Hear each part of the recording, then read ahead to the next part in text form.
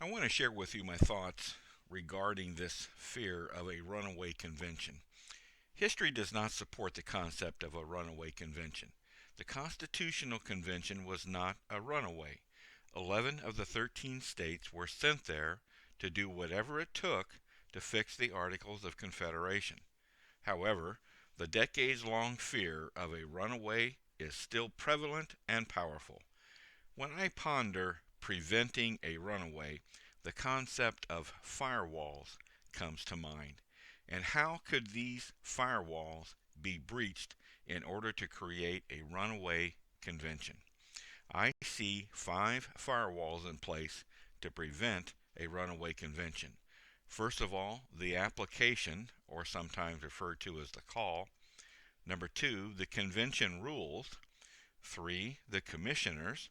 4, the majority vote. And 5, finally, ratification. Each firewall would have to be transgressed for a runaway to happen. Well, the first firewall to be breached is the application, or sometimes referred to as the call.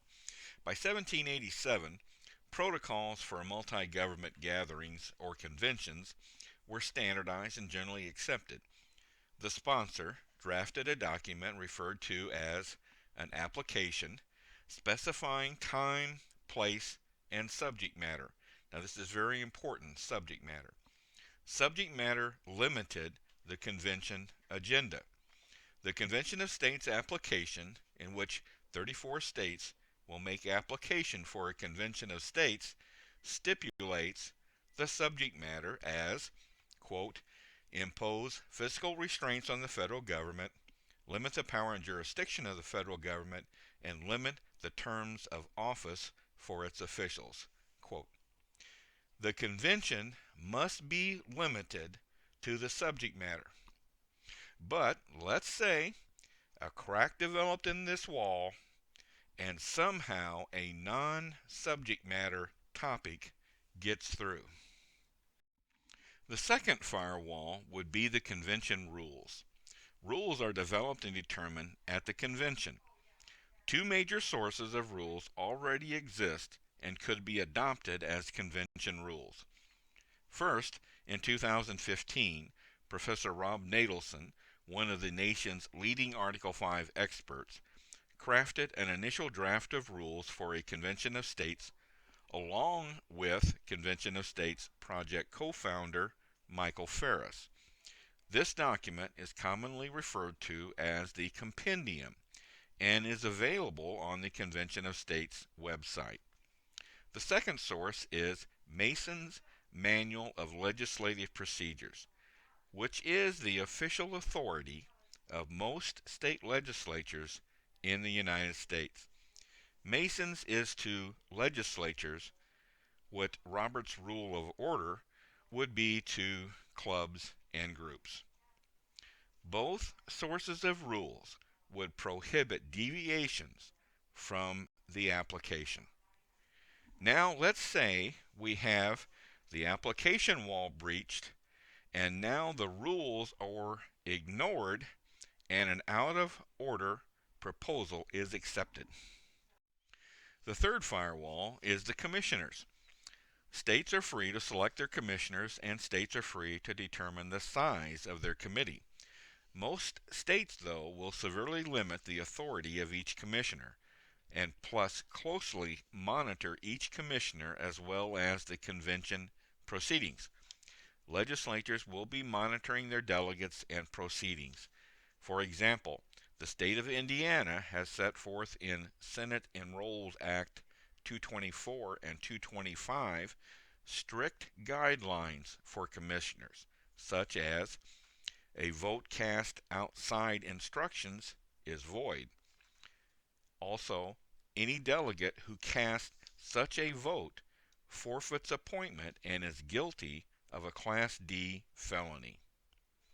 Well, let's say all the state legislatures have stopped monitoring proceedings, the application wall has been breached, the rules wall has been breached, and no other commissioner, and it only takes one, tried to overrule the out of order proposal, and the commissioner wall, therefore, is also breached.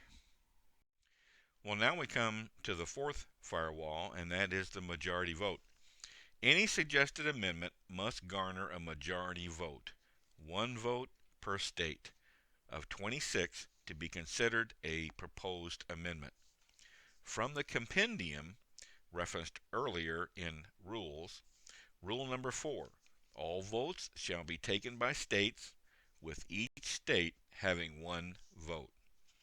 Now keep in mind, right now, 33 states in our country are conservatively controlled state legislatures, and 34 states have used the same application to call for this convention of states. And that application would disallow this out of order proposal.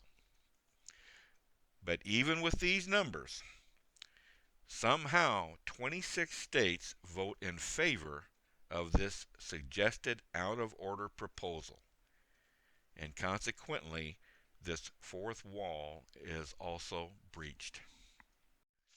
Well, finally, we come to the fifth firewall, and that is ratification. Article 5 stipulates that 3/4, that's 38, of state legislatures must approve a proposed amendment for ratification.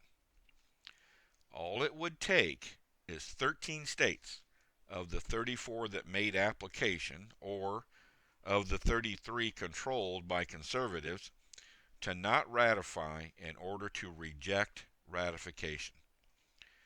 13 non-ratifying states would mean the threshold of 38 would not be met. So all 5 walls would have to be breached in order for an out-of-order proposal to be ratified. The bottom line here is we feel that a runaway convention is structurally, factually, and numerically not possible.